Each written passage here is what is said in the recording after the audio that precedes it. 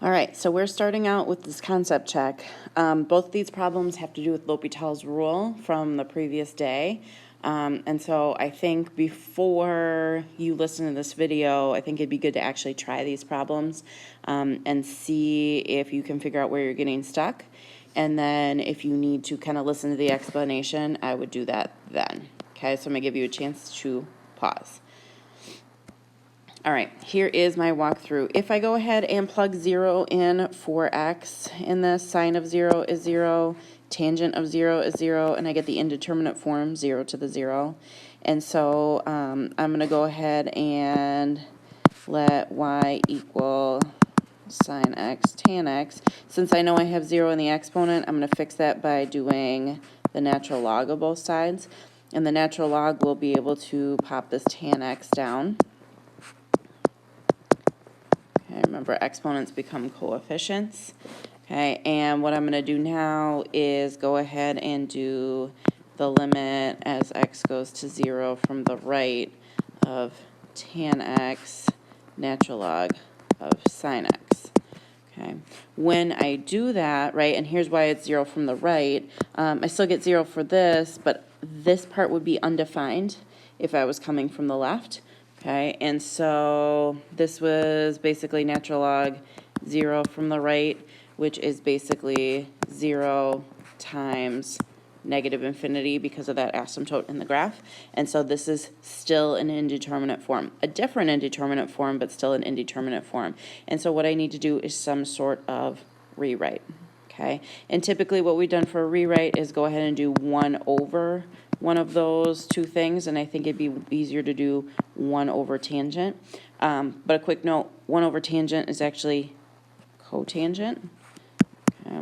So if I want to divide by 1 over cotangent, or 1 over tangent, that's the same thing as dividing by cotangent. Okay, so I'm going to rewrite this as the limit as x goes to 0 from the right of natural log of sine of x over a cotangent of x, with the intention of thinking about if I'm going to use L'Hopital's, I'm probably going to be taking a derivative, and I'd much rather take a derivative of cotangent than 1 over tangent.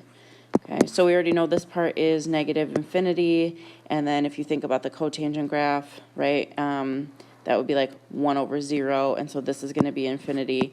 I am L'Hopital eligible at this point. So this will be the limit as x goes to 0 from the right of the derivative of natural log of sine of x. So that's 1 over sine x times cosine x, okay, thinking about using the chain rule. And the derivative of cotangent x is negative cosecant squared x.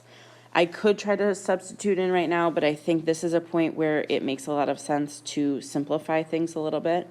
Okay, and so before I start evaluating, I'm going to try to simplify, especially with these trig functions. So I basically on the top have cosine x over sine x, and then dividing by negative cosecant x would be the same thing as multiplying by negative sine squared x. So dividing by cosecant, right, because this is 1 over negative sine squared x. That's the same thing as multiplying by the reciprocal, which in this case is negative sine x. And you can see that there's a nice cancellation that can happen here. And so I'm going to rewrite this as the limit as x goes to 0 from the right of cosine x times negative sine x. And now when I go ahead and evaluate, right, this would be 1 times the opposite of 0, so just 0, which is 0. Okay, you might be so excited that you got to the end, right, that you put a little circle around that, and you're like, yes, I did it. But remember, this is not your final answer. It's that the natural log of y equals 0, so if I want to get y, right, y would be e to the 0 power, okay, or 1, and that would be my final answer for that one. Okay, so you've got to make sure that you remember to do this step. That's the most common mistake that I will likely see. For the second one, okay, if I go ahead and plug it in, we know that natural log grows to infinity, and so I have an infinity minus infinity situation, which is an indeterminate form. Okay, and so I need to figure out, can I write this as one one quantity, so I'm not actually doing the subtracting. And we know with log properties, we can do a rewrite, okay, that this would be the limit as x goes to infinity and the natural log of 2x over x plus 1. Okay. And one of the things that we learned about limits is if you have a composite function, oops, 2x, you can go ahead and bring the limit to the inside function. Okay.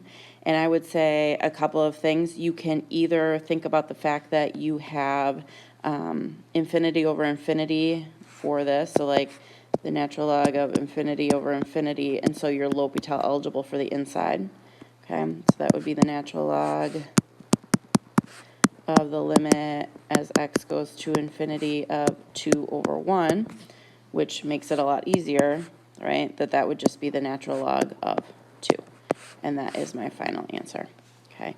Or you might remember we talked about back in AB that if you have polynomial over polynomial where the highest degree on the top matches the highest degree on the bottom, right, you can just use the ratio of their coefficients. So in this case, 2 over 1, that would get me the exact same answer.